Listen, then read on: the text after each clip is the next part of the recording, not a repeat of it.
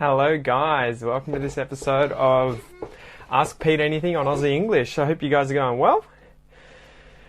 As you can see, the beard's coming along. I'm growing this puppy out. I hope you guys have had an amazing week.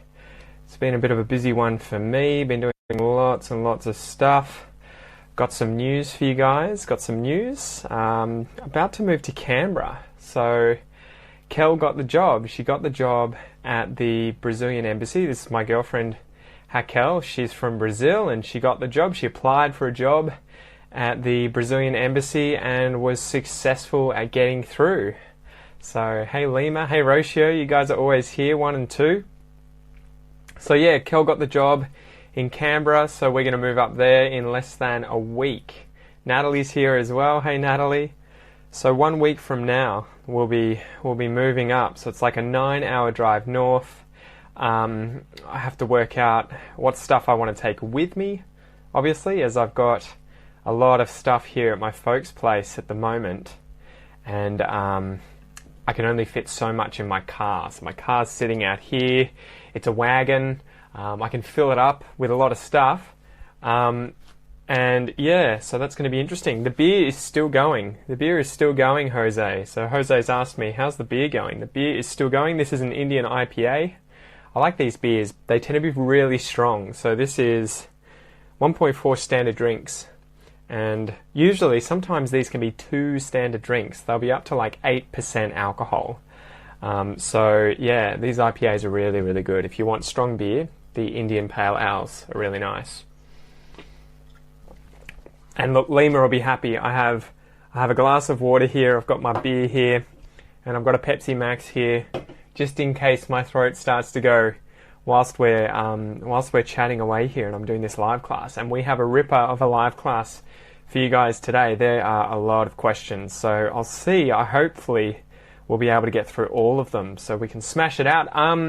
As usual, guys, the free stuff, if you haven't downloaded that already, it's in the description. Just click on the link next to Get Aussie English Free Content.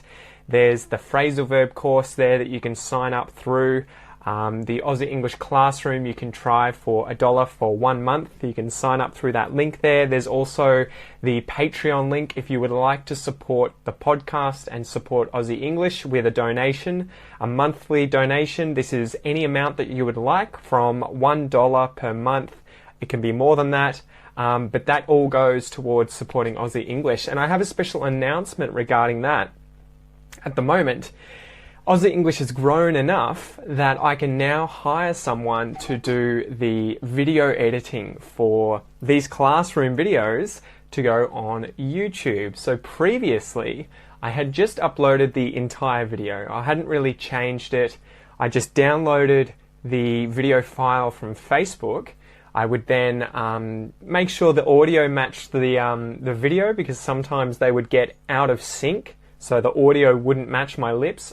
I don't know why Facebook, somehow something happens there with Facebook with the live streaming, and the videos don't often match the sound. So anyway, I'd download that and then I'd upload it onto YouTube. But now, thanks to you guys, thanks to everyone who's supported the podcast via Patreon, who are donating anywhere from $1 a month upwards, and thanks to all the people who have signed up to be members in the Aussie English Classroom, people like Lima, Fatima, Rocio. Those guys are working really hard at the moment in the Aussie English Classroom, whether it's in the classroom itself on the website or it's in the Facebook group. We're working on that to work on more speaking. Those guys and the Aussie English Classroom members have supported me enough that I can now afford to hire someone to edit those videos for me. So that gives me more time to do other things, like creating the content, and it allows me to get more done. You guys get more bang,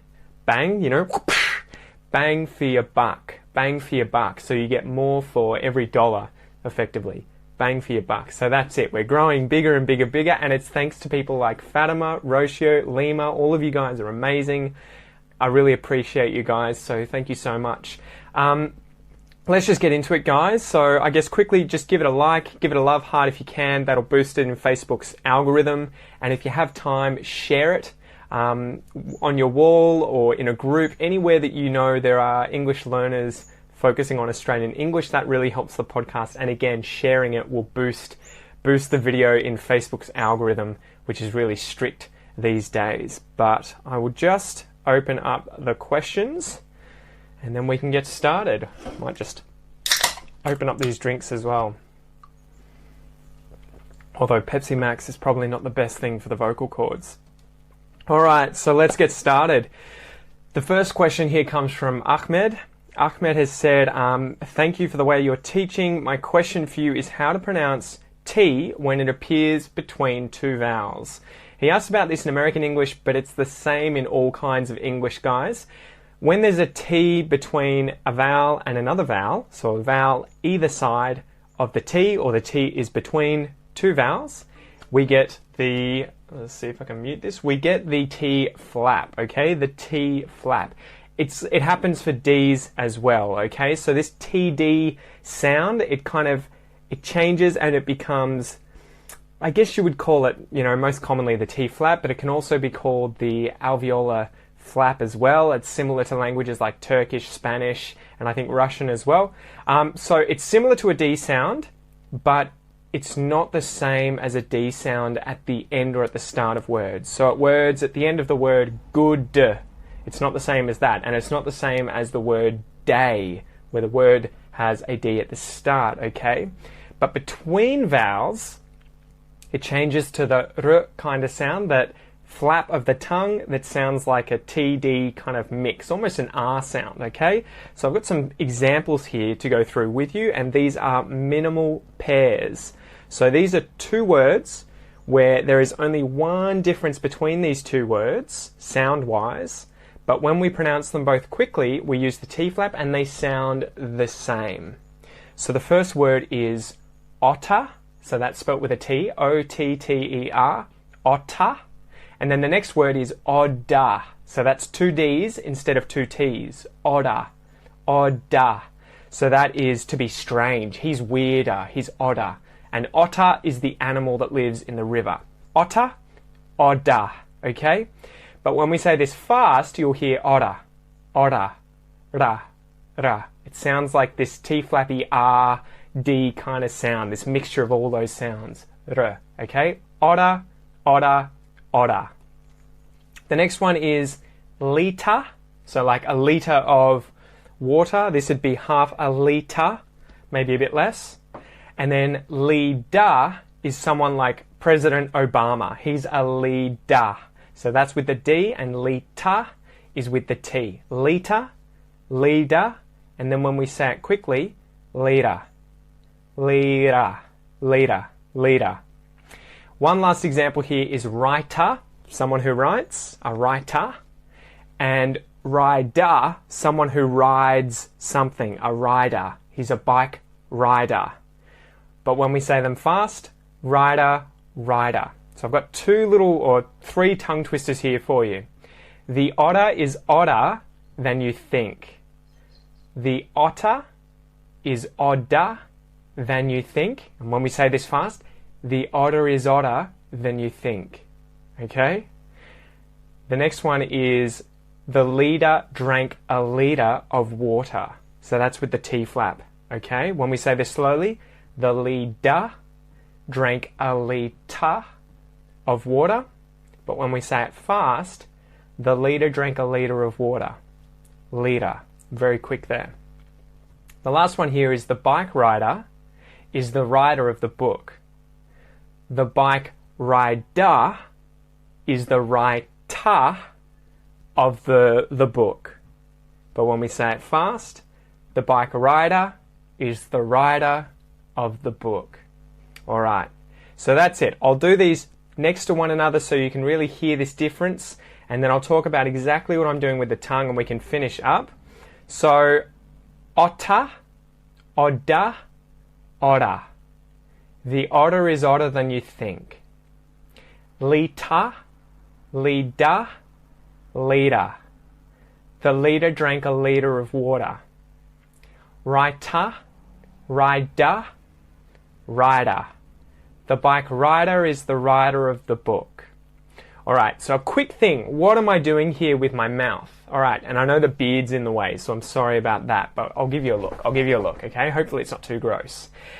So what's happening here is that when I say t or d, the tongue is touching behind my teeth. So imagine my teeth are here. My tongue is touching the palate of my mouth. So the soft bit behind the teeth, but not the teeth. It's touching the skin. D, t. The difference between those two sounds is the T sound is unvocalized. There's no sound.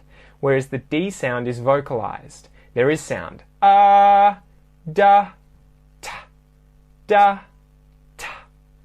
And so what's happening, that's how I make both of those normal sounds. T, no sound, but the same movement. The tongue touches that flap and then goes forward to let the air through. T. Same movement with d, but this time my voice is going d, d.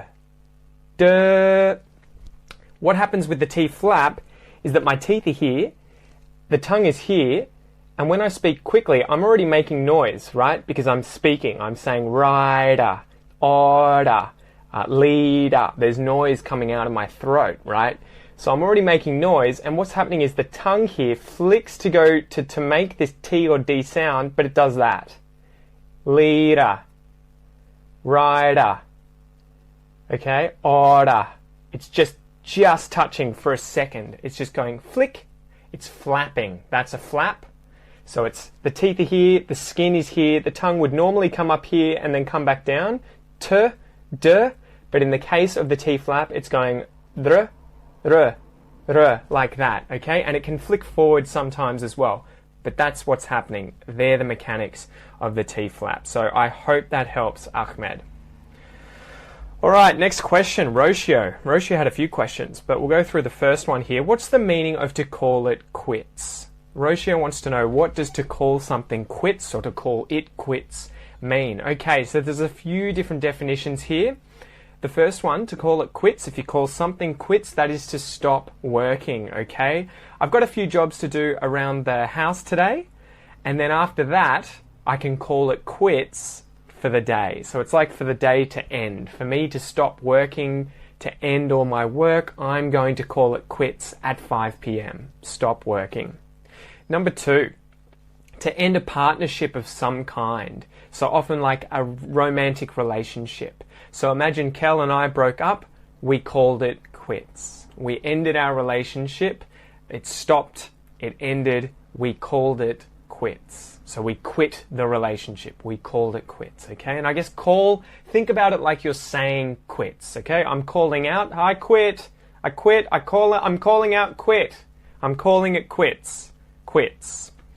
Number 3, to abandon a particular pursuit, okay? To abandon a particular pursuit. So Luke dreamed of playing pro basketball, but then he had a serious knee injury. He hurt his knee and he had to call it quits. So again, he had to stop what he was doing. He had to end what he was doing. He gave up because of the knee injury. He called it quits.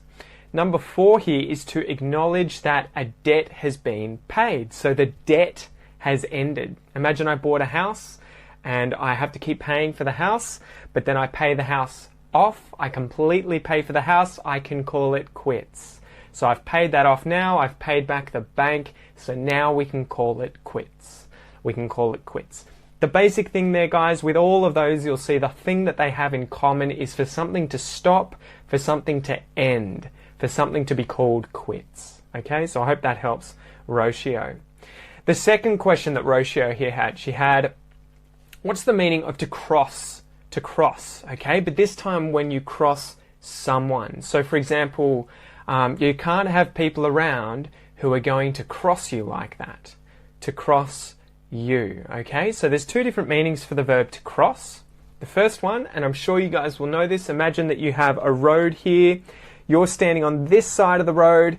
You want to go like this, across the road to the other side, and in order to do that you have to cross the road. So this is crossing. For something to do this, for something to go from one side to the other side is to cross, right? So you cross the road.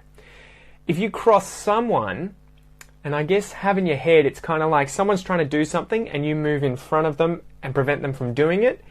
It's kind of like that. That's a way of thinking about it. To cross someone is to annoy someone by not doing something or saying something that you were supposed to do.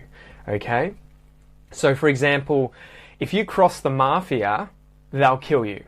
So that's like, if you say you're going to do something for the mafia, you know, the organized crime gang, wherever it is, if you say you're going to do something and then you don't do what you said you were going to do, you've crossed the mafia, and as a result, they might kill you. Okay, so you've crossed them. You've done something wrong.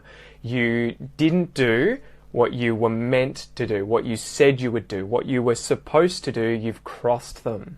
And you can use this with people. Like imagine Kel and I, again, another example with me and my girlfriend. If I cheated on her, if I found another woman and we had a relationship, I'm crossing Kel. I'm doing something wrong to her. I am not doing what I said I would do, which is be faithful to my girlfriend. I'm crossing her. I'm doing the wrong thing. Okay, so that is the sense. If you cross someone, unless that person's lying down and you're doing this, you know, walking across the person, if you cross someone, it is to do something wrong to that person, okay? To do something that you said you weren't going to do, or to not do something you said you were going to do, to cross someone. So I hope that helps. Quick drink. All right, I'll answer Roshio's third question and then we can move on because she's got some good ones. All right, so Roshio's third question was, would you say these two phrases are equivalent, and what's their meaning? He left us out to dry, and he left us high and dry. Okay, he left us out to dry, he left us high and dry. I would say yes. Off the top of my head, I would consider these two pretty much the same thing, pretty much the same. I did look them up. And the interesting thing is that they have slightly different origins. Let's go through it. So the first expression there, to leave someone out to dry, to leave someone out to dry. That's a variation of to leave, I guess, how would you do this? To hang someone out to dry, I think you would do it, or leave someone to hang out to dry. But this one is a metaphor for hanging clothing on the clothes line. So clothing like my t-shirt, like my pants, on the clothesline, and then allowing the sun to heat the clothes, for the water to evaporate, and for the clothes to dry. I'm hanging the clothes out because I'm hanging them outside, as well as I'm expanding the clothes so that they're taut, and then I'm hanging them on the line, so they're coming out like this, but they're also going outside, hanging them out, to dry in the sun. The definition of this expression, though, to leave someone out to dry or to hang someone out to dry, is to abandon someone who is in need or in danger, especially a colleague or someone who's dependent on you. Okay, so imagine that, for instance, my car has broken down and I call my parents to ask them for help. Hi guys, my car's broken down. Can you come and pick me up? Can you come and get me? If they don't come, they're leaving me out to dry. They've left me hung out to dry. Okay, so I required their help, but they abandoned me. They left me on the line to dry. Okay, so that's that expression. To leave someone high and dry, the origin of this expression is different, but it effectively means the same thing. To leave someone in a difficult situation without any help, without any assistance. Okay, to leave them in a difficult situation with no help. The origin of this expression, though, is really interesting. To leave someone high as opposed to low, and dry as opposed to wet. To leave someone high and dry. This originates from maritime shipping expressions. And it's the idea that a boat has come up the beach, so it's been beached, it's stuck on the beach, and the tide then goes down, and so what's happened? The boat's been left high on the beach, and it's been left out of the water to dry. Been left high and dry. So that's where that one comes from. And the first example comes from the 1700s, so almost 200 and a bit years ago. The Russian frigate Archipelago yesterday got aground below the Nore at high water, which, when the tide had abated, which means to go down, left her nearly high and dry. Nearly high and dry. Okay, so that's where that comes from.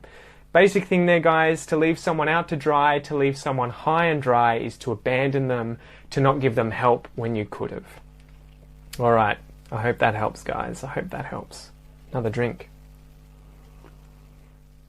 All right, Anika had a really good question here. Is it possible for you to give me examples of tongue twisters with the consonants P, T, and J? My first language is Indonesian, and I have a problem with plosive consonants. So thank you, Anika. Good question. So there are a few that I got here for you. And if you guys want tongue twisters, just go to AussieEnglishPodcast.com, the AussieEnglishPodcast.com, and just search tongue twisters. You can probably find it in Google. Just type Aussie English tongue twisters, and I've already done a podcast with 15 English tongue twisters in there, and you can read them with me. Alright, so the first one I'll do here is a tongue twister with the letter P. Lots and lots and lots of the letter P. I'll see if I can say this, okay? Peter Piper picked a peck of picked peppers. How many pickled peppers did Peter Piper pick? Okay, I'll see if I can do that one quick. Peter Piper picked a peck of picked peppers. How many pickled peppers did Peter Piper pick? So there you go. I'll write that out for you. You can find it. If you type in tongue twister Peter Piper, P-E-T-E-R space P-I-P-E-R, you'll find it. Tongue twister Peter Piper. Peter Piper picked a peck of pickled peppers. How many pickled peppers did Peter Piper pick? Alright, so that's P. P-P-P-P-P. The next one is T and I think B as well, okay? So T and B.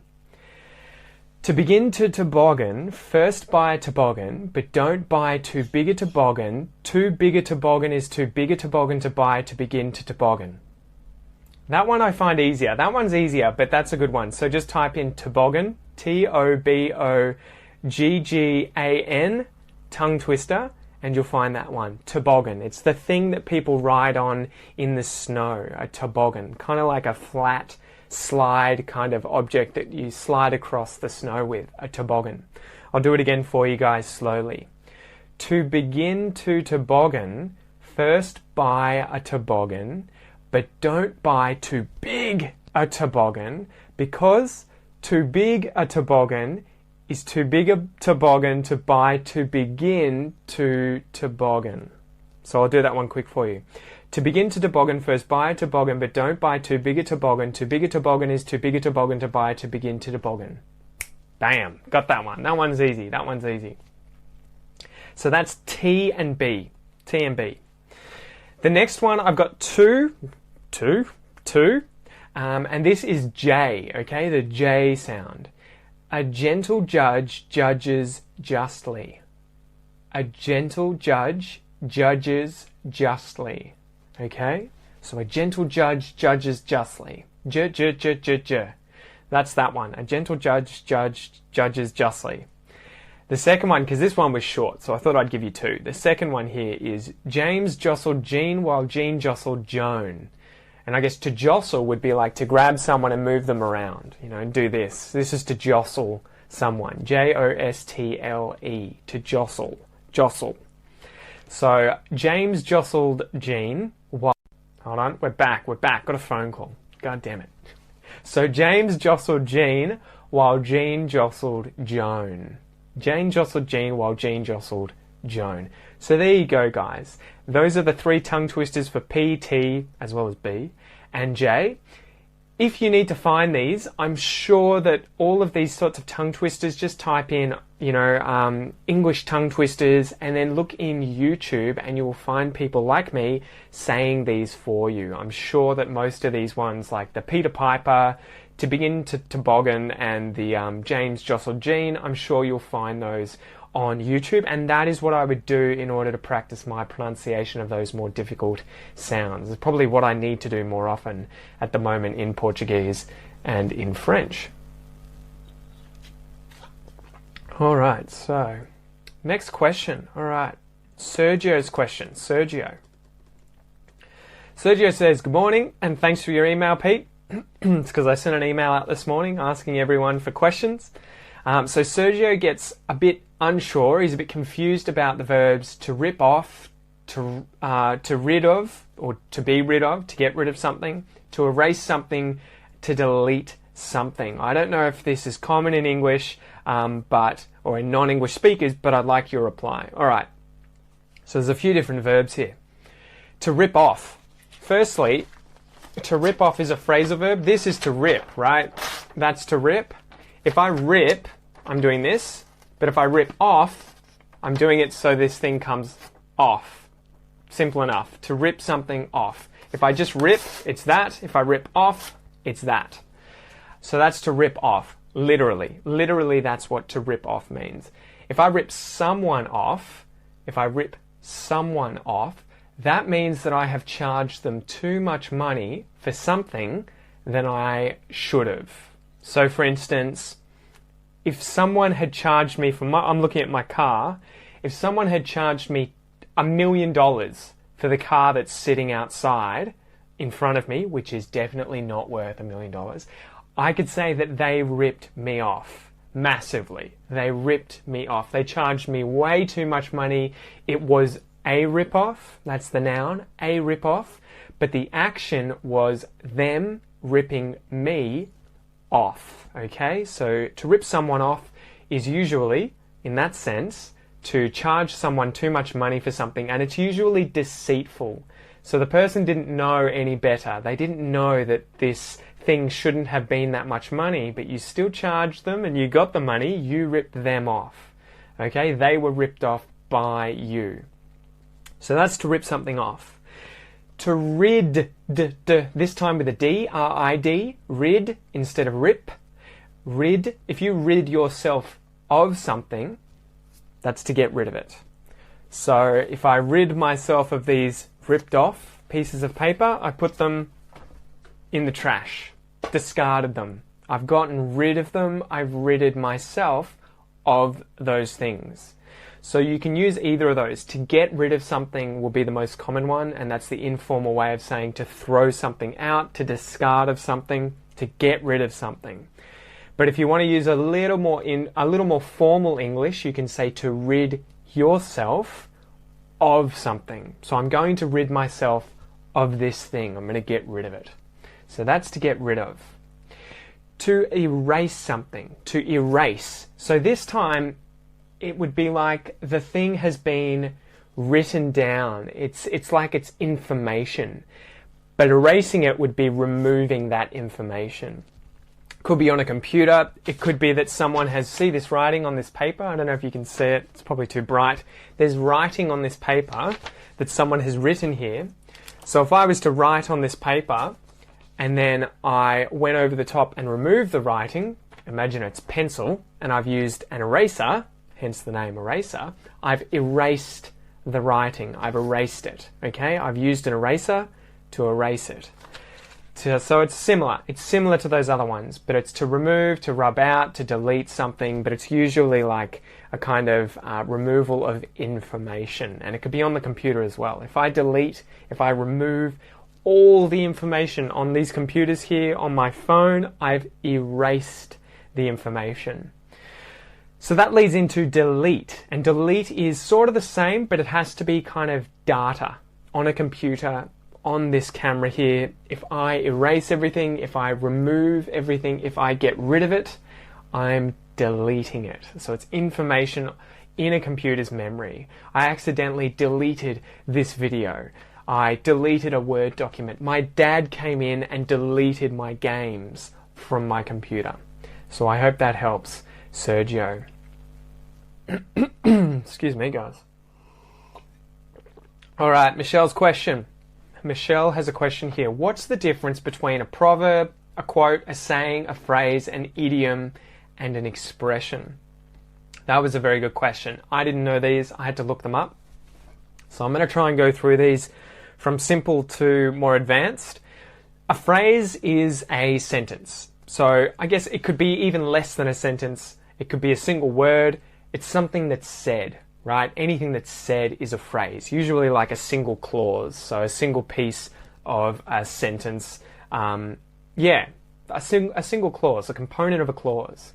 So for instance, I want to go outside, that's a phrase. The phrase could be an expression, could be a proverb, could be an idiom, could be a saying, could be a quote. The phrase though is just what's written, and it tends to be the individual part of what's written, you know, like a sentence or even smaller. So a quote would be a phrase or a sentence or more that someone has said that you're quoting. So it's a quotation, you're quoting a quote with those inverted commas on either side. So it's usually something you're reporting that someone else said, right? So what's a quote? I think, therefore I am. I think that's Descartes. That's a quote. I'm saying exactly what he said, translated from French into English. Nonetheless, though, that's a quote, okay? To be or not to be is a quote from Shakespeare. To be or not to be. That's a quote, and it's also a phrase or a sentence. An expression. So an expression is a word or phrase, especially an idiomatic one, although we'll get onto idioms in a moment. And it's used to convey an idea, so something that you want to get across, but in simpler terms. So you don't want to have to explain the entire thing, so this is why we use expressions. This is why there'll be expressions in your language. It conveys a more complex idea, but in simple, sometimes metaphorical terms. Okay, so for example, it can be something very simple. It could be just a single phrase like g'day, that's an expression. In the middle of nowhere, another expression. But then we can move into the more obscure expressions where you can't derive the literal meaning. So you can't tell from the words what the literal meaning is. So for instance, to see the light. To see the light, which means to come to one's senses. To come to one's senses. You wouldn't be able to tell that was to see the light. And to be over the moon. We did this recently. To be over the moon. It's not obvious what that means when you look at over the moon, but it means to be incredibly happy. Those last two, they were expressions, but they're also idioms because they're idiomatic. Okay, so an idiom is a group of words that establishes, it's a group of words established by a usage as having a meaning that you can't deduce, you can't figure out, you can't determine from the words in the expression. So for example, to see the light. It doesn't literally mean to see light outside, to see the light. To see the light is a metaphor for coming to your senses. And the same with to be over the moon. You can't really tell what that means from over and the moon, but it means to be incredibly happy. So it's obscure, you can't deduce the meaning from the words itself. That's an idiom. So not all expressions are idioms, but all idioms are expressions. All right.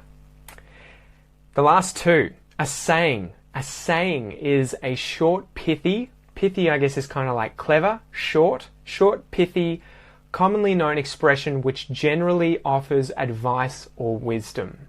So it can be a proverb, it can be an expression, it can be an idiom. I guess sayings, they can be all of those things. I would usually imagine a saying as a longer expression. So for instance, a bird in the hand is worth two in the bush. A bird in the hand is worth two in the bush. It's a really long kind of expression. That's a saying. It's something that's said, kind of imparts wisdom or advice. A bird in the bush is worth a bird in the hand is worth two in the bush. So, and what does that mean? You guys are probably like, what the hell does that mean? So it means that it's better to have less, but to have a certain advantage from that lesser amount than the possibility of getting a greater amount that isn't certain. So that's why that's a very complex sort of explanation that takes a long time, whereas you can just say a bird in the hand, so it's sort of like a beer in the hand is worth two at the bottle-o, right? Because it's better to have one here than for there to be two over there that you don't have, right? So it's better to have less than for you to have the potential to have more, but to not have that. So that's the purpose of that saying. The last one here is a proverb. So a proverb, again, is a short, well-known, pithy saying stating a general truth or piece of advice. Again, these can be sayings, expressions, or idioms. My way of thinking about what a proverb is that it tends to be old from wise people from things like the Bible or, say, Confucius. So it tends to be the really, really old advice from our history. For example, do unto others as you would have done unto you. So that's do to others what you would have done to you, and that's from Jesus in his Sermon on the Mount. Effectively, don't do anything to other people that you wouldn't like done to you, right? So that is a proverb, but it's also a saying, and I don't think you would consider that an expression because it's so long, okay, or an idiom. So that's it. That's what a phrase, a quote, an expression, an idiom, a saying, and a proverb are, or are. So another drink and another question. All right. So this one comes from, and I hope I can say this name because it's incredibly long, Masriyahusna. Masriyahusna. Okay, hopefully I said that correctly, although I'm probably certain I didn't. So she's from Malaysia, and she wanted to ask, when other people are speaking, I have trouble understanding what they're saying. I can read really well, but I can't really hear, and my listening comprehension isn't good. Okay, so how can you improve your listening comprehension? How can you do this too if you're not in Australia, if you're currently living in Malaysia?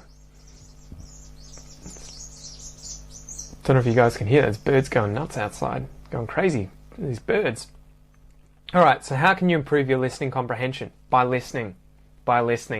And I'm not trying to be a smart aleck, I'm not trying to be a smart ass, I'm not trying to be clever, but the only way to improve listening is by listening. The only way to get good at running is by running. The only way to get good at weightlifting is by lifting more weights. So you just have to do more of it. But the more efficient way to do that is by quality. Quality over quantity, okay? So it's not about how much you listen to, although the more the better. It's about how you practice your listening. And this is what we can talk about. Okay, so aside from just listen more, try and be efficient and use transcripts and subtitles. So it's not just about hearing as much as possible. It's not just about listening to as much as possible. It's about listening to as much as possible whilst reading at the same time. So that, I feel, is very powerful because then you don't miss anything, okay? If you see words that you didn't hear, you saw them. If you hear words you didn't read, you at least heard them, right? So it's kind of like these two things reinforce one another. So that's why I really, really recommend finding books that are audiobooks, watching TV shows with subtitles, watching movies with subtitles, listening to podcasts with transcripts. You need to have the writing there, even if you're just vaguely following it, so that you can sort of constantly be checking that what you think you're hearing, you're actually hearing because you can see the writing, okay, on the subtitles or in the transcript. And then if you see a word and you think, I didn't hear that, you can go back and you can listen again and be like, there it is. Because the important thing is that reading English doesn't necessarily tell you how it's going to sound. People have accents, people use connected speech, people drop words out, people change the pronunciation of words depending on their order and what's next to them. Again, connected speech. And so that's why you kind of need to use high quality practice with reading at the same time. So that was a long-winded answer, but I would say use audiobooks whilst reading, podcasts whilst reading, TV shows with subtitles, movies with subtitles, and then take note of everything that you didn't understand. So it all reinforces. Get some kind of a notepad. Every time you see a word, every time you hear a word that you don't know or that you find confusing, write it down, go away and learn it. Next time you hear that, aside from the fact that you've gone away and learnt it actively, as Rocio just said, active learning, you've gone away and learnt it, you've thought about it in your head, you've probably said it a few times. Next time you hear that, bam, you're going to know, okay, that's what that word was. You have to repeat that thousands of times with words. but just keep going again, again, again, again. Constantly have the words in front of you and listen at the same time, and you will level up a lot faster than if you just listen by itself or read by itself. Join the two. And the expression we can use for that is 2 birds, 1 stone. You're killing 2 birds, you're throwing 1 rock, and it's hitting 2 birds through 1 sort of piece of effort. To kill a bird, 1 bird, 2 birds with 1 stone. So I hope that helps. All right, next question. This one comes from Andrea. Hope you're going well. I've got 2 questions. First question, I would like you to tell me the difference between weird and strange. What's the difference between weird and strange? And I'll throw 2 more in there for you, 2 synonyms. Odd and awkward. So now we've got odd, awkward, weird, and strange. What do these mean? So they're all adjectives that we can use to describe something or to describe someone. So let's go through these. Strange. If someone is strange, they are unfamiliar to you, or they could be unusual, right? So if I saw someone walking out here and he looked unusual, I didn't know who it was. He's a stranger. He's a stranger because I don't know who he is. But he is strange, adjective now. He is strange because he's unknown, or because he's weird. He's unusual. I'm trying to do it without using the other ones as synonyms, okay? So he's strange. You could also say, oh, that's strange. I thought I left my keys here, but they're not here. That's strange. That's weird. That's unusual. I left them here, and now they're not here. That's strange. So that's how you can use strange. Weird. Weird just means very strange. So that's why it is between the two. It's a synonym for the two. Strange and weird. They're the same, okay? So we can use weird to just mean very strange. So instead of saying, for instance, the guy out here looks strange, I could say the guy out here looks weird. He looks bizarre. He looks strange. He looks very strange. He looks weird, okay? Or I could say, oh, where are my keys? I left them here. That's weird. That's strange. That's unusual. I left them here. That's really weird. What happened? Weird means very strange. Odd. Odd. O-D-D. Odd. If something is odd, it is out of the ordinary, unusual. These are all synonyms for the ones we just went over. Weird and strange. Odd is another one. So, for instance, imagine I walk downstairs into the kitchen and something smells strange. Something smells weird. Something could smell odd. Something smells odd in here. It's unusual. It's out of the ordinary. It smells odd. It smells odd. It smells weird. It smells strange. And you could say this about a person. There's a really odd guy walking past the window. I don't know what he's doing. He looks really strange. He looks really weird. He looks quite odd. Really, really odd. The guy outside.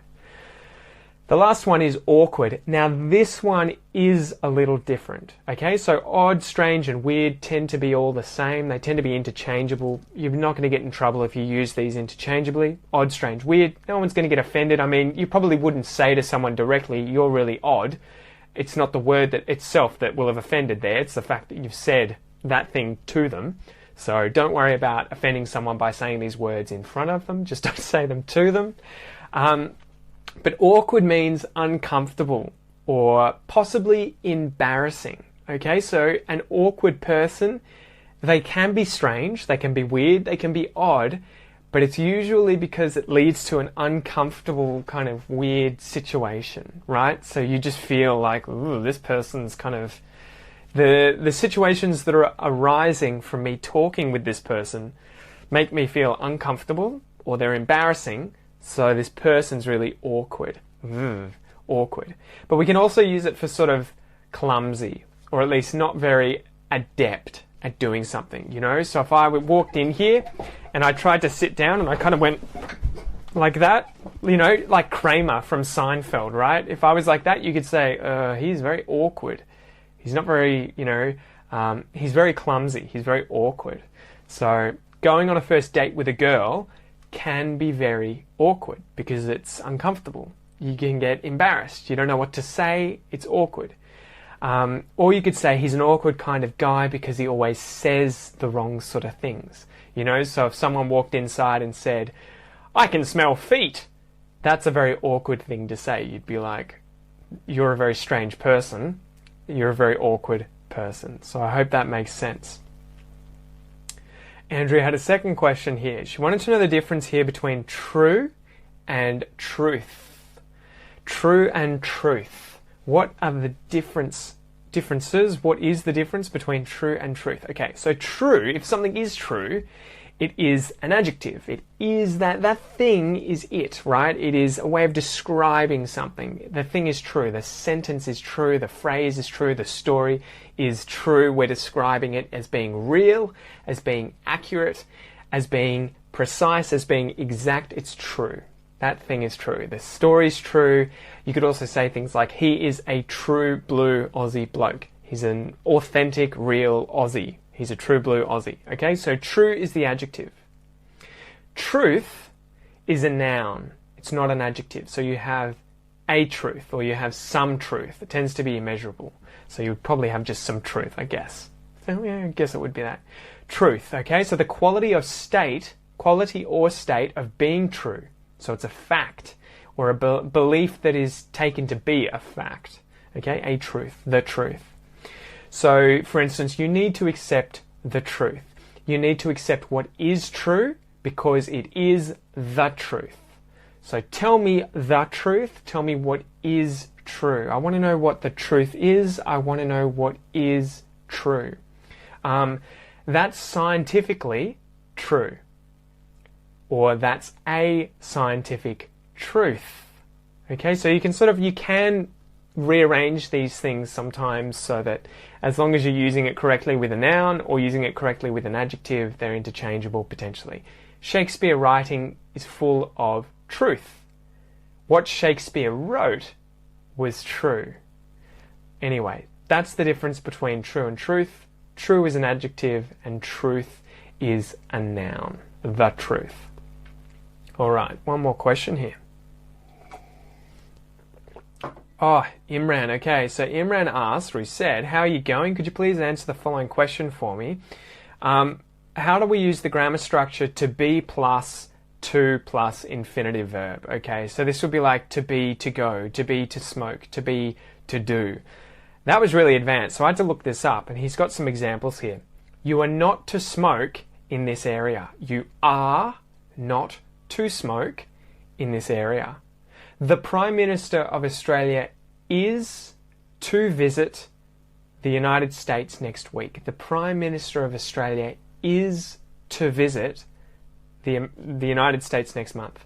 And the last one was, I was to pick up my friend at his office.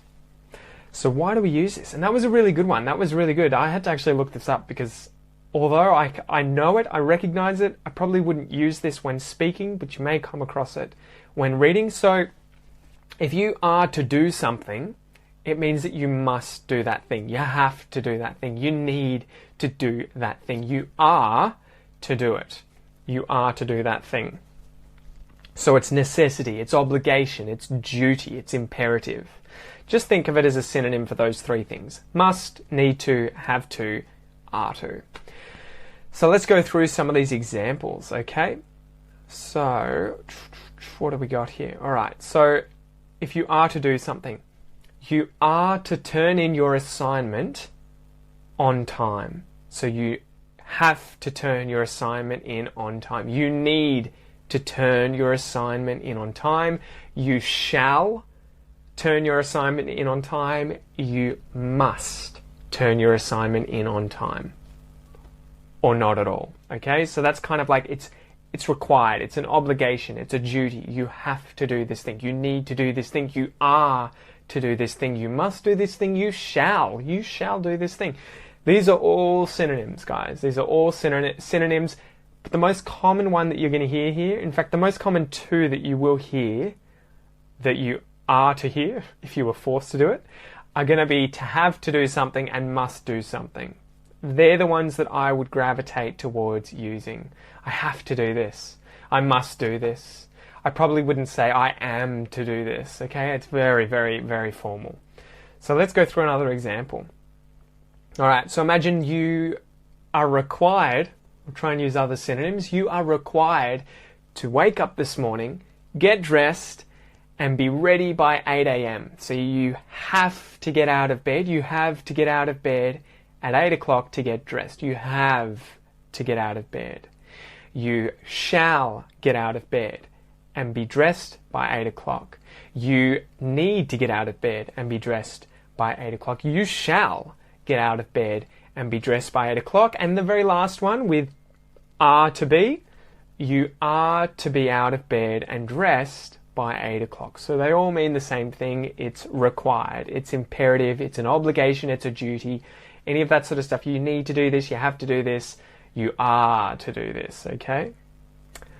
I guess, well, what was the last little thing that I wanted to... Okay, so there are advantages of using to have to and to be to do something. And they are that you can use them in the past tense. So it's a little harder to do this with auxiliary verbs like must and shall. You can't really say that in the past. You had to must, you would never say that. You shall have to. Again, you wouldn't do that, and I'm switching it around, but you wouldn't use the modal verbs shall and must. So the advantages of saying to have to do something or to be to do something are that you can say you had to do something or you were to do something. So for example, if we change those sentences from before, yesterday you were to be dressed and ready by 8 o'clock. Yesterday you were to turn in your assignment on time.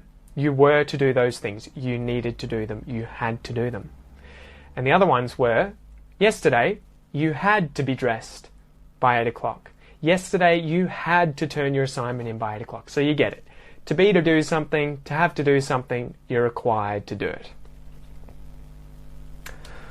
Alrighty then, so we have still got a few more questions left, guys. Quite a few here. So this one comes from Fatima. Oof, it's a long one. And this is one that you guys are going to love. I think you guys are going to love this one. Okay, so, hi Pete. What's the difference between listen and hear, as well as look, see, and watch?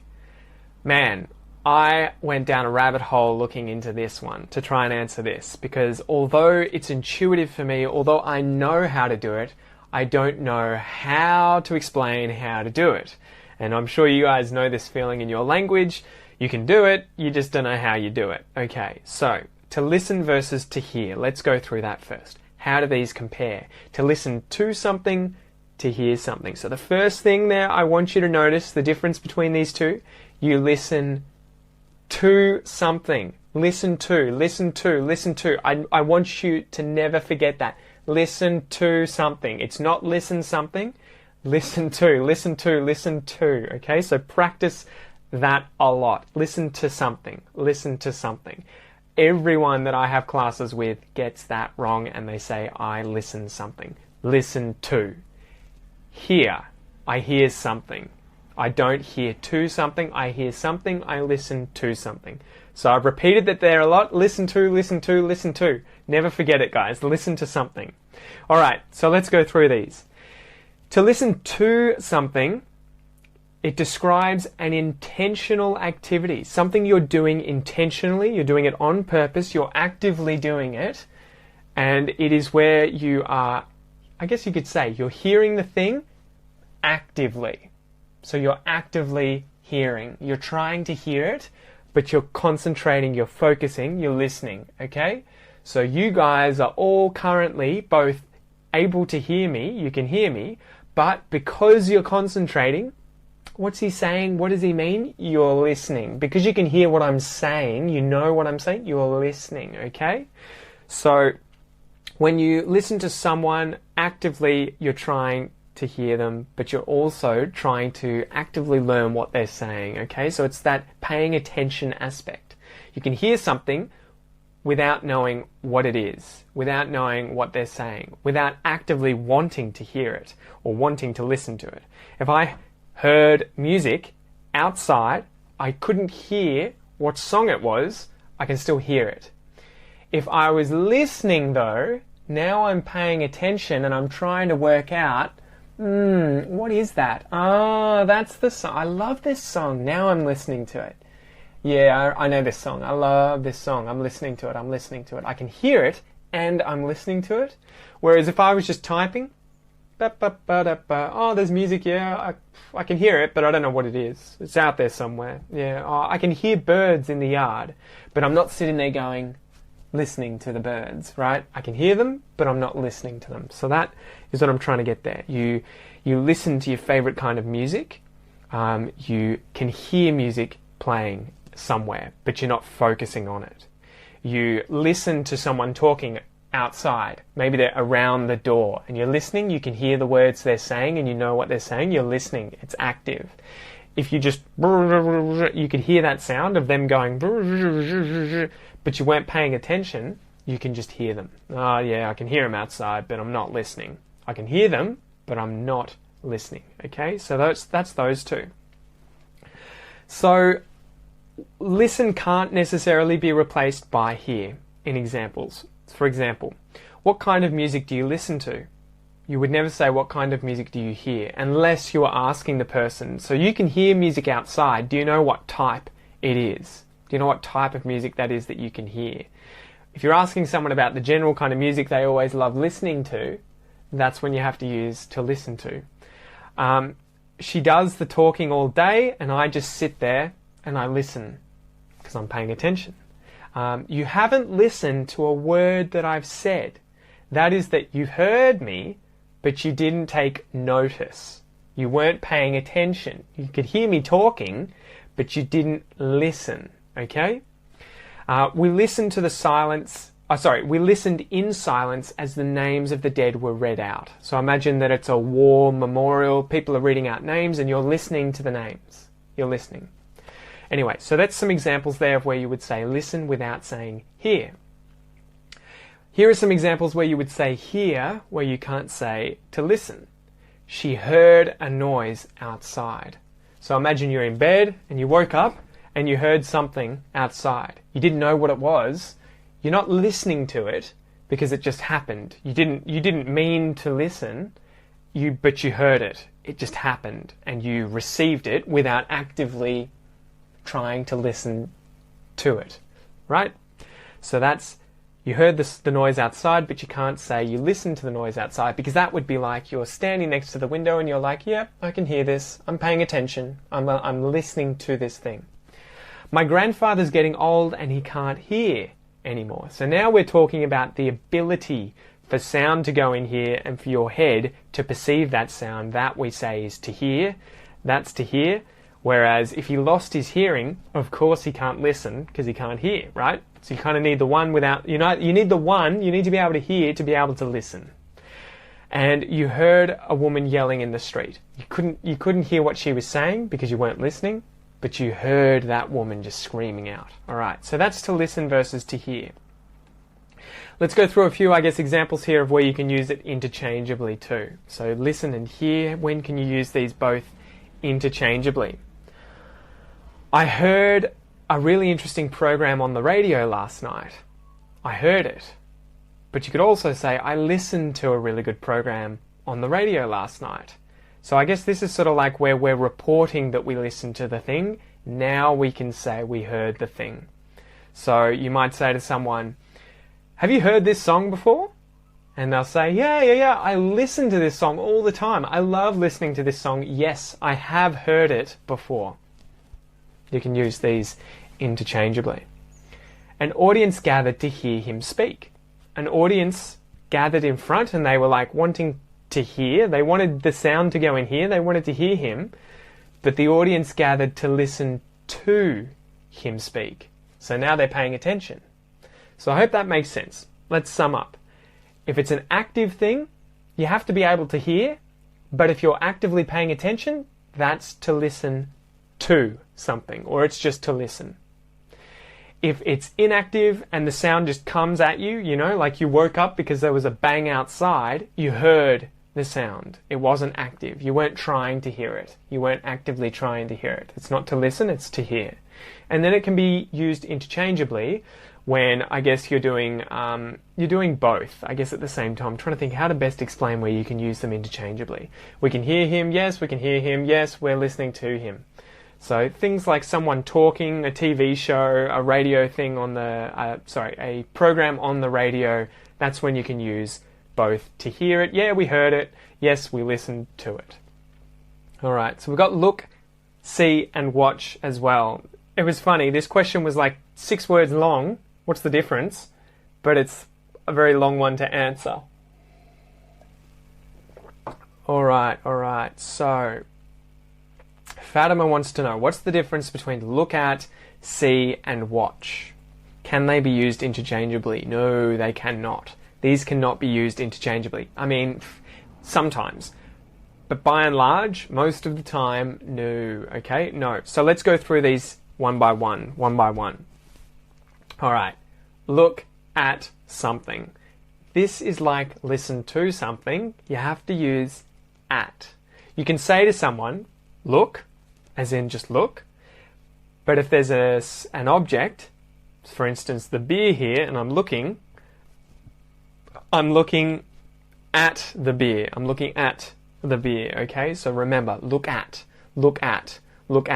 Those go together. Look at something. Look at me. Look at something.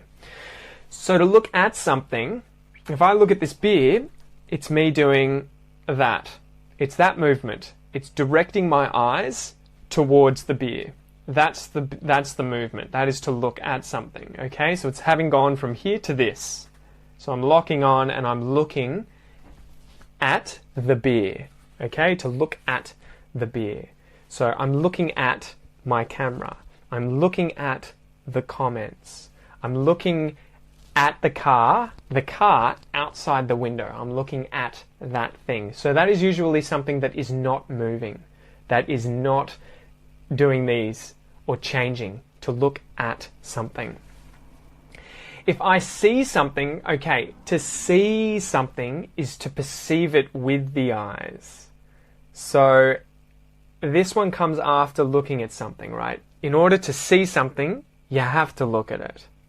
But only once you've looked at it, can you now see it? Can you notice it? Can you perceive that thing, okay? So I can see that there's a car outside. I can see the car because I'm looking at the car. I can see it. I can perceive it. There's nothing in front. I can't see it now because the hand is in my view. I can't see the car. Now I can see the car. Oh, and I'm looking at the car because I've changed my view from here. I'm looking at the car and now I can see the car. Now I can see it. So see is to notice using your eyes. It's to perceive. Okay? And to watch. Okay, so to watch. These sort of happen step by step, right? So first, to be able to see something, you have to look. Then you can see the thing. And only then, once, if it's moving, are you watching it? So watch is kind of similar to look at something. I mean, you have to be looking at that thing and you have to be able to see it, to watch it. But it's usually for a period of time, and it's when the thing is moving around or it's changing. Okay? It's changing. So let's go through some examples. I watch TV every day. I watch TV every day. And you might think, why is it watch? The TV just sits there. It doesn't move. The images move on the screen. So, for instance, you're watching me move around the screen right now. Because I'm moving everywhere, the screen is changing. You're watching me. You can see me right now. And now you can't see me. And if I'm here and I say, guys, look at me. I want you to lock your eyes. I don't want you doing this. I want you to do this and look at me.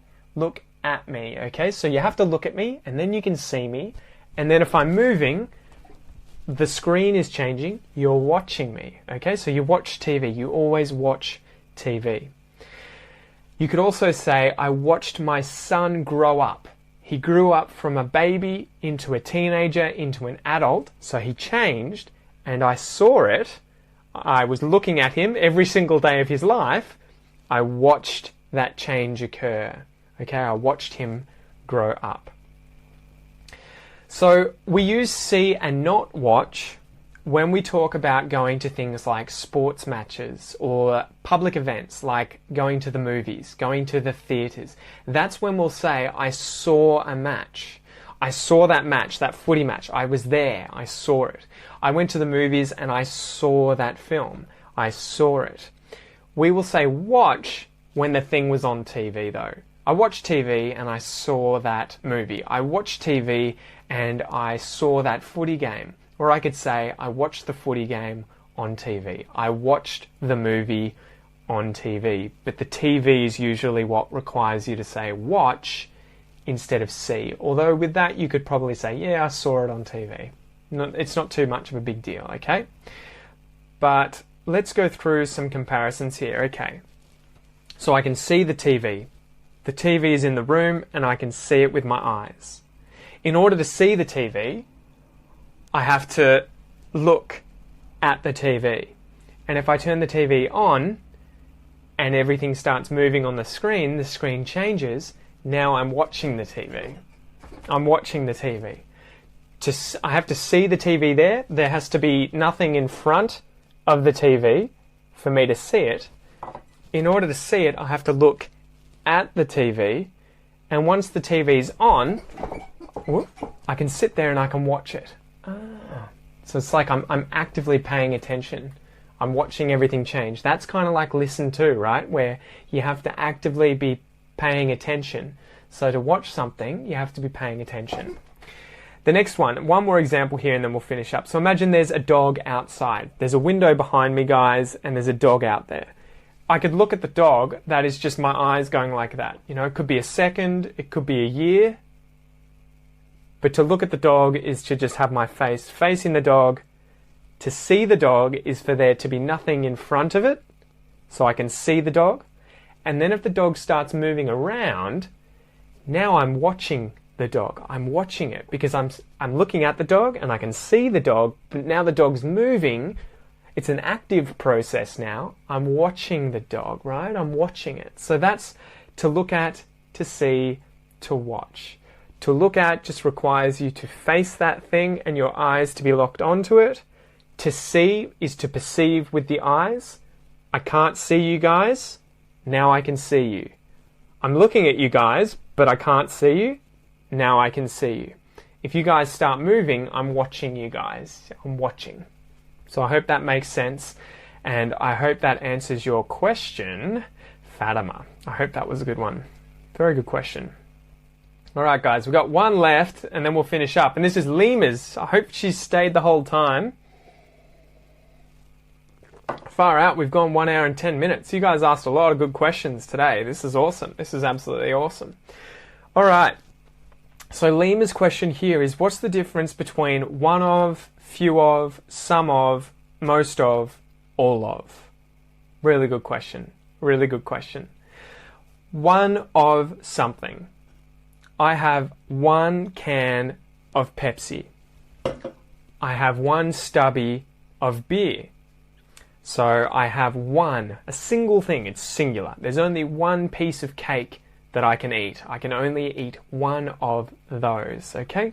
Singular, 1 of. A few of.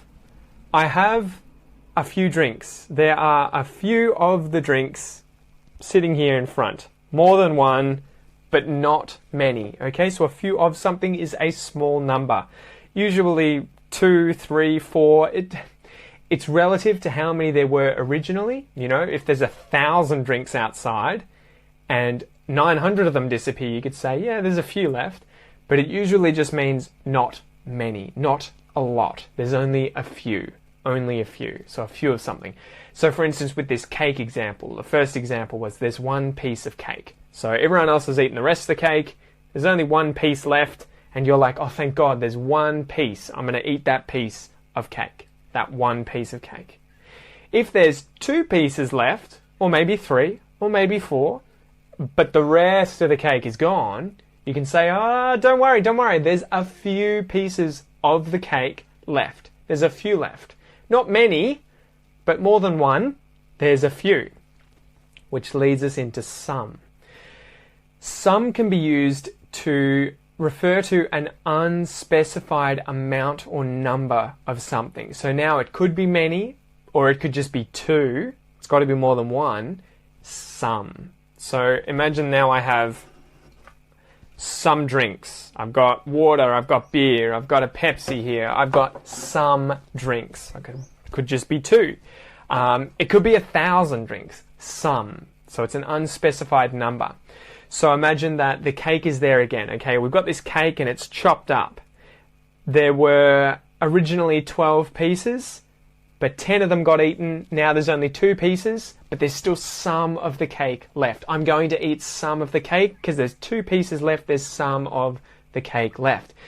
If there were 12 pieces originally, but someone took one of the pieces, a single piece, they took one of the pieces, and there's 11 left, 11, there's still some of the cake left. Even though there's lots, it's still some of the cake. So it just means an unspecified number. If there were 11 pieces of the cake left, we could say that most of the cake is left.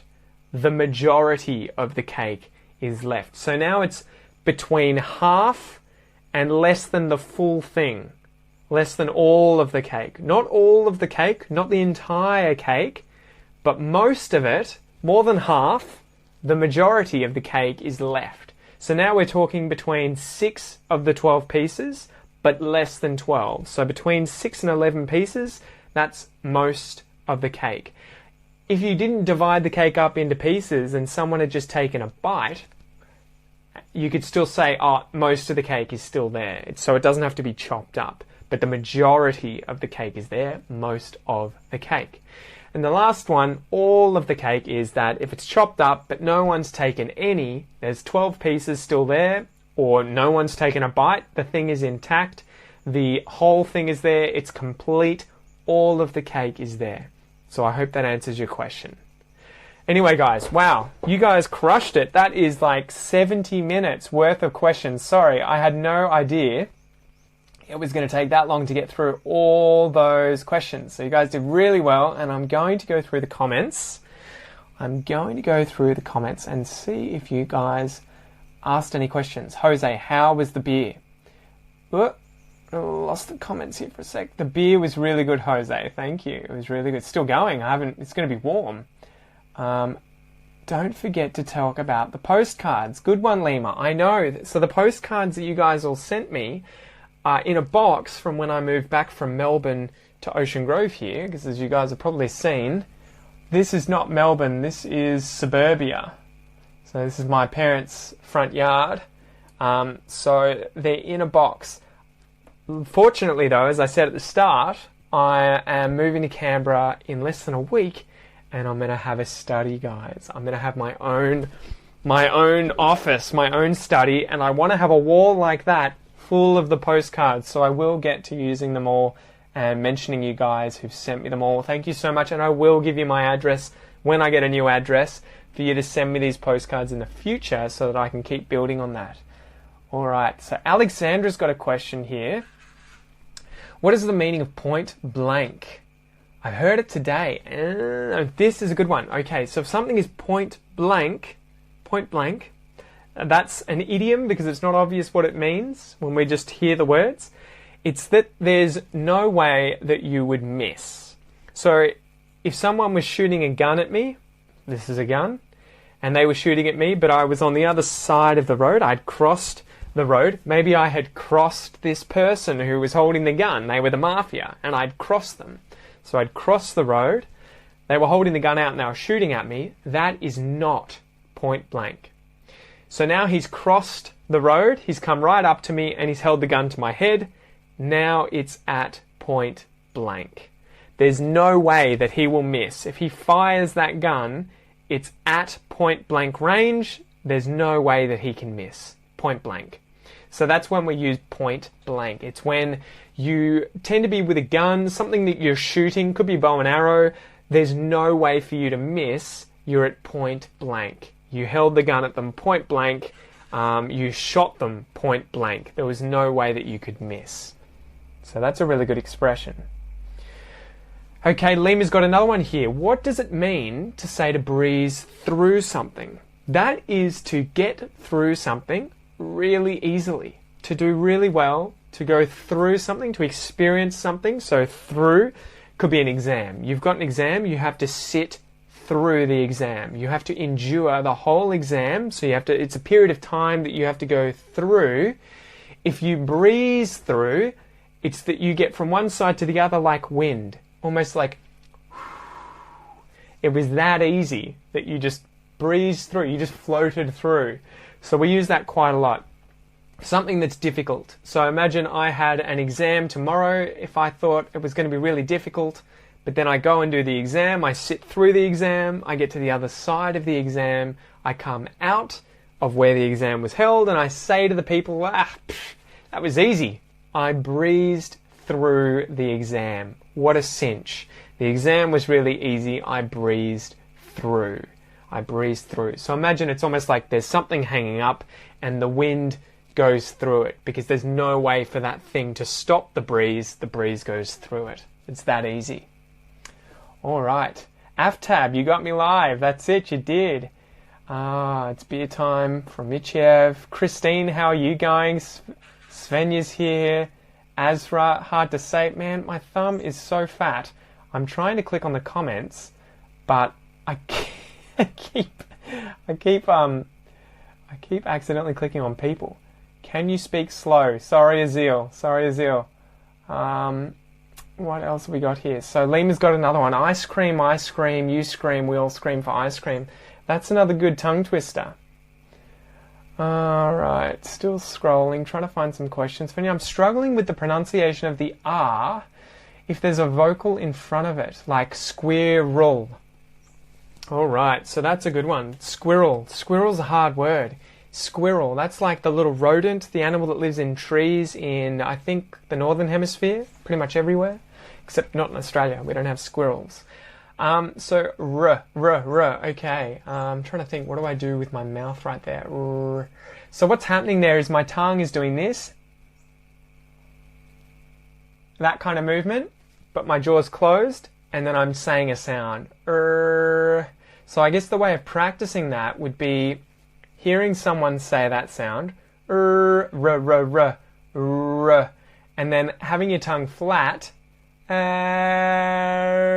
then getting used to pulling it back into the r shape. Okay, so I would probably just sit there, have a list of words that have r in the middle of them, like squirrel, and I would practice having that movement go fluidly from the first vowel to the next vowel. So I would say square, tongue's flat, squirrel. So I bring it up, and then I say roll, and it goes back to normal again. I would just practice that. There'll be some good tutorials on YouTube, but it's a good question. Fortunately for Australian speakers of English, and I think a lot of British people, we don't say the R at the ends of words. And you'll notice there when I say the word ah, see my tongue? Ah, instead of R, like an American. R, where the tongue comes up. Australia, you just keep it flat. So my name, Peter, we can use the T flat, Peter.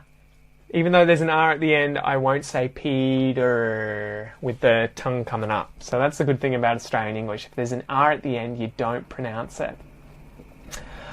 Alright, trying to find some more. Where are we going?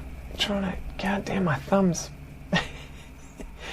I don't know if you've explained it. Right, down, right, up. Listen, up. Okay, so Samira wants to know what happens when you turn verbs into those phrasal verbs, like write down, write up, listen up. So those all have different meanings. Listen up is kind of like everyone now pay attention. So it's almost like lift your heads up and listen. So you're doing your thing, and then you have to listen up. You got to put your head up and pay attention. Listen up. To write something up is to completely write that thing. So for instance, if I write up a thesis, I write up a book, I have completely written the book. I have completely written the thesis. So to write something up, in that case, is to write something to completion. So that's where the preposition up can mean to completion, like finish up, clean up, tidy up, all of those mean to completion. Finish what it is that the verb is saying. Write it up. Completely write it. If you write something down, now we're writing, but we're writing down on a piece of paper, because you have to have the pen facing down when you now write. So that's, if someone says write it down, they want you to write it on a piece of paper. So that you'll see that quite a bit with different phrasal verbs. You just have to learn the patterns, and that's where I would suggest signing up to the Effortless Phrasal Verb course. I should do a plug here for it. The Effortless Phrasal Verb course that is linked in the description there is specifically designed to teach you how those prepositions work. You don't necessarily need to know the verbs for these kinds of things. For phrasal verbs, the preposition is quite often what you need to learn to understand what it means. Like with up meaning to completion. Because then you can just say, let's finish up, right? Up. We can eat up, drink up. You can learn to do that effortlessly. So that's what you can learn in that course. Go and check it out. All right, let me keep scrolling through and try and find some more. First time you an excellent. Oh, thank you so much, Paula. She said I'm a nice teacher. Let me keep going. Lots of you guys are talking, which is good. Good to see you guys engaged. Hi, Pete. In relation to, related to, regards to, regarding to, relating to. They're all the same. Good one, Tao. Okay. In relation to something. So that's the same as related to something. In relation to something, related to something. Those are synonyms, and it means to be connected. So at the moment, we're talking in relation to English. We're talking about things related to English. So related to, in relation to, we're talking with regards to English. We're talking about something regarding English. So they're all pretty much synonyms there, Tao. I would just pick one of them that you like using. So I would probably say with regards to quite a lot. So what did you guys want to do today with regards to going to the beach? So it's like related to going to the beach, with regards to. And then the rest, if you hear them, all, that's great. But just pick one and learn how to use that. And I'm sorry that there we go, maybe that's a bit better. A bit more light, because there's no light in front of me, unfortunately here, guys. So that's why it's getting dark. Please, mate, tell me, when should I use in, on, and at? Man, that is a difficult one. That's not easy for me to answer quickly. I did that in a previous episode, so you can look up in, on, at in some of the previous ones on YouTube. Definitely check those out. I would also just type in, on, at, into YouTube or into Google, and you will find loads of explanations. I would probably type in space and time. In, on, at, with regards to, related to, time and space. And that is what you'll learn all about how to use those. But there's no quick, easy answer, unfortunately. Okay, still going through. Okay, could you please help me figure out the mistakes in these two sentences? Many people believe that innovation happens when a solo genius has aha. So, Noman, I have no idea the context for that sentence, unfortunately. Many people believe that innovation happens when a solo genius has aha. I think it would be says aha. He wouldn't have aha. He would say aha. He would say it. So I think that's what you mean. Hi, teacher. I memorize too much but can't speak. What should I do? All right. So I guess the thing is, with regards to learning things, you want to learn them repeatedly over a prolonged period of time. But I wouldn't be trying to memorize everything. I'd be trying to learn to use it so that you don't have to just require your memory to allow you to speak anytime that you're using English, because that's something you don't want to rely on, just your memory constantly, right? You just want to do it without thinking.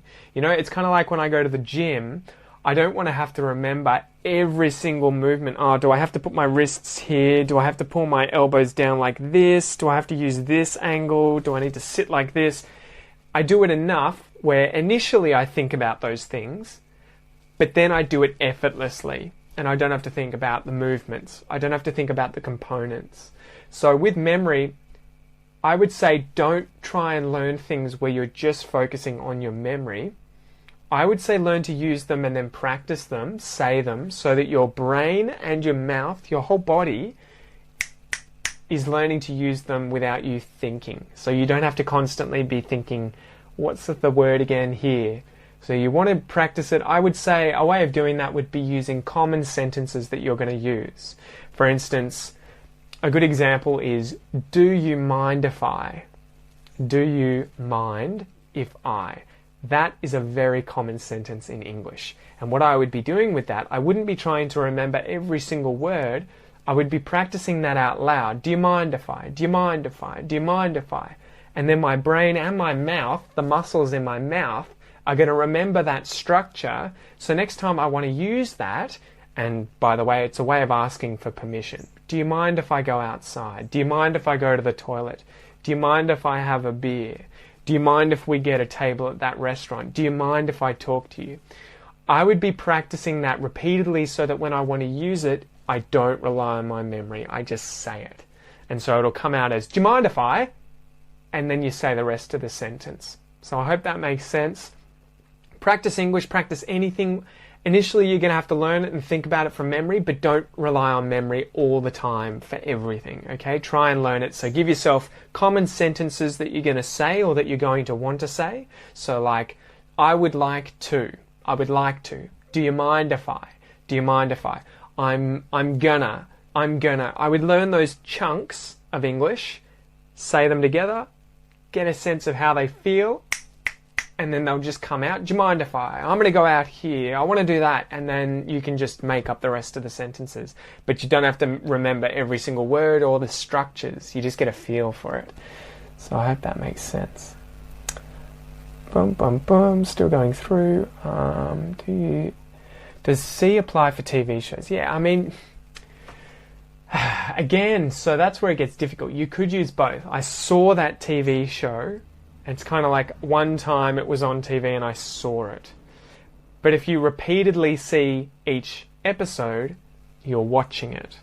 And if you're sitting there and you're actively talking about you watching the TV show on TV as it happens, as opposed to the thing as a whole. I saw that entire TV show.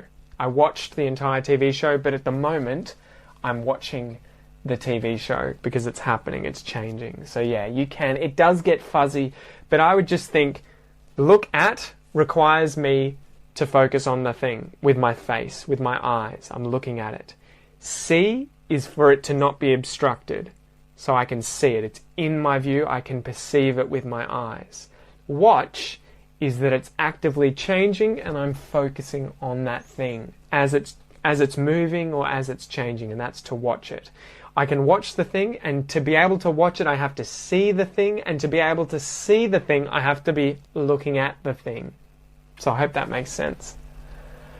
Let me go through. Far out, lots of these, lots and lots and lots of these. Alright, Summer, I do try my best to improve my accent. Many people understand me, but still have some people when I speak, they don't. And I get hesitant to continue speaking. What should I do? That's a really good question, Same. So, I mean, if this were me, firstly, I would be trying to focus on the things they're not understanding. So, although this can be difficult sometimes, I would have some way of writing down the words that I was getting stuck on, the sounds that I was getting stuck on, things that I were trying to say that they were having a problem understanding. And then I would go away and practice the pronunciation aspects related to that sound, that word, whatever it was, okay? And then I would be smashing that out. I would be doing that repeatedly on a daily basis for weeks, okay? I know that sounds tough. Accents are something that you have to constantly work, and it's the same for me in French and Portuguese, and I'll give you some examples. For instance, in French, there are 3 nasal vowels. Un, on. So there's those 3. To me, when I started French, they all sounded the same. So for example, fin, I've finished, c'est fin, or je suis fin. Oh no, it wouldn't be that, sorry. But anyway, the word finish is fin, fin, fin, and it's like smile. The other one I have to remember is like on, and then one after that is on. So they all sound the same. To me, when I started, they all sounded the same. I had to sit there and actively listen to all these words that are called minimal pairs. So that's where you've got very close words where they differ in those sounds that you're practicing. And so I would look up minimal pairs related to the sounds that you're having trouble with. I would focus in on them. I would practice. I would speak. I would be saying this out loud all the time with those specific things that I'm trying to perfect my pronunciation for. So I guess that's it. I'm sort of rambling here.